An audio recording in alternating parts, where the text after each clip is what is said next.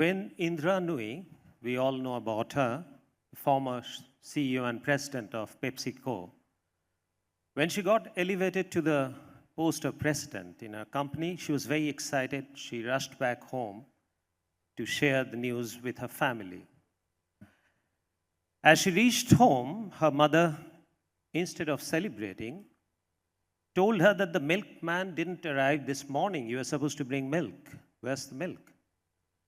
And she said, but you know, I just became the president.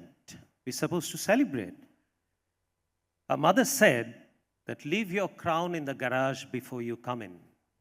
When you are inside this house, you're a mother, you're a wife, and you're a daughter.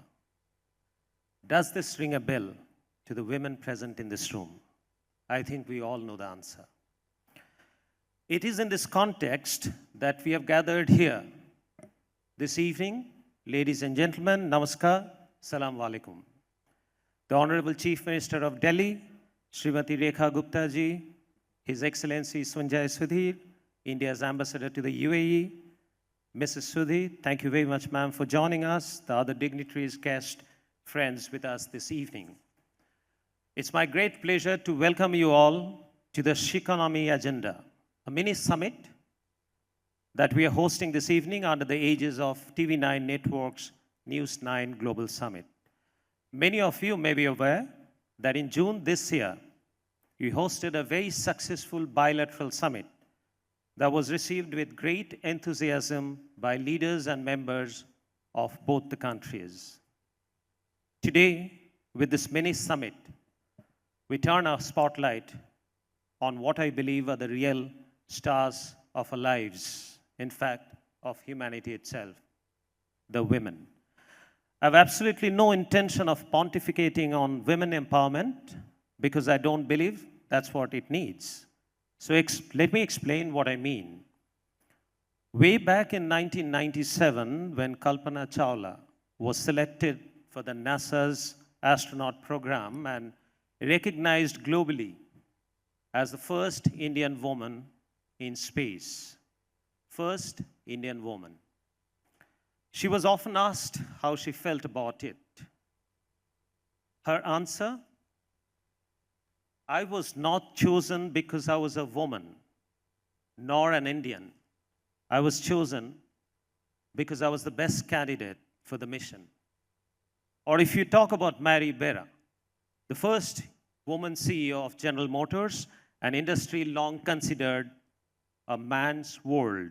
She faced similar question and her reply was identical. I would rather be known as the best CEO of General Motors than the first woman CEO. Ladies and gentlemen, that is the essence of women empowerment. Empowerment isn't about women being equal to men. Empowerment is all about equity. Our societies have come far. 1,000 years ago, during the Stone Age, our survival depended on physical strength. Today, the society is driven by intellectual superiority, which includes vision, knowledge, adaptability, resilience, empathy, etc., etc. We have no reason to believe that men possess these qualities in greater proportion.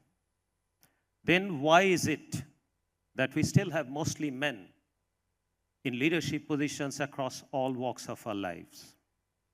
We have covered some ground. Women have shattered many glass ceilings, but a lot more remains to be done.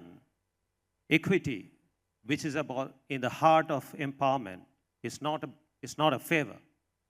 It is a necessity for a just, a progressive, and a dynamic world. We often call the women the better half in the context of marriage.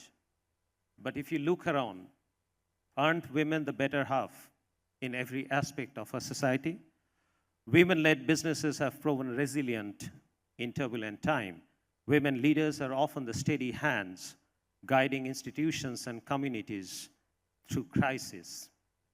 When women rise, the whole society rises with them. And let me say this clearly, that women are the better half, not because of men. They are the better half despite men. When women rise, humanity rises with them. Thank you very much.